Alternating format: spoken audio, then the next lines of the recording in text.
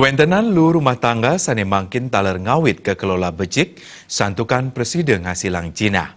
Kramer dan pasar sane urati majang pelemahan, ngolah lu dados pupuk kompos cair wiadin padat.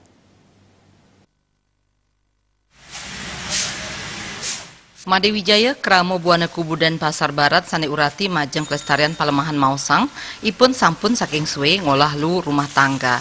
Pengawit ipun wantah hari kalaning nyantenang kupulan lu sane akeh ring widangan ipun mawinan memanah nguah dados kompos. Antuk punika mecanten sampun wantu pemerintah sajroning nes kuentenan lu. Antuk pangupaya punika lu sane kaduenang mejanten medue nilai ekonomis. Sane pinidangan wantah ngolah lu organik dados pupuk kompos. Pemargin ipun wantah antuk milah lu organik sareng anorganik. Majeng ring lu organik kasemprotin antuk mosal mangda bakteri padem saha M4 anggen fermentasi. Campuran mosal sareng M4 wantah mangda patah maka kalih raris kedagingin toye nganutin ring pabuat. Lu punika selantur ipun ngasilang pupuk kompos cair wiadin padat.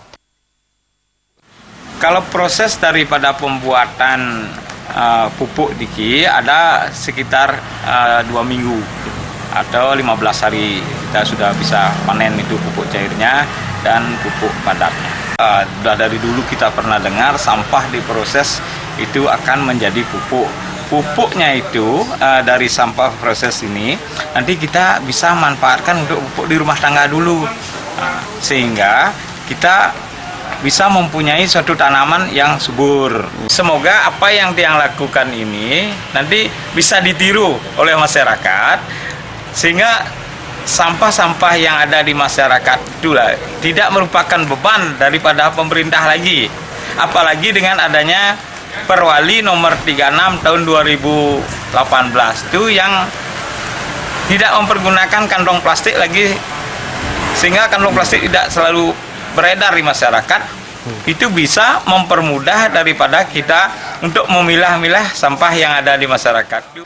Ipun ngawawahin yening nenten senang metetanduran wiadin nenten senang ring ambus sani kaawinang antuk pupuk kompos. Lu organik sani kaduenang preside kaican majang sawitran nyani sani senang metetanduran wiadin ngadol tanaman hias. Alit Setiawan, Bali TV.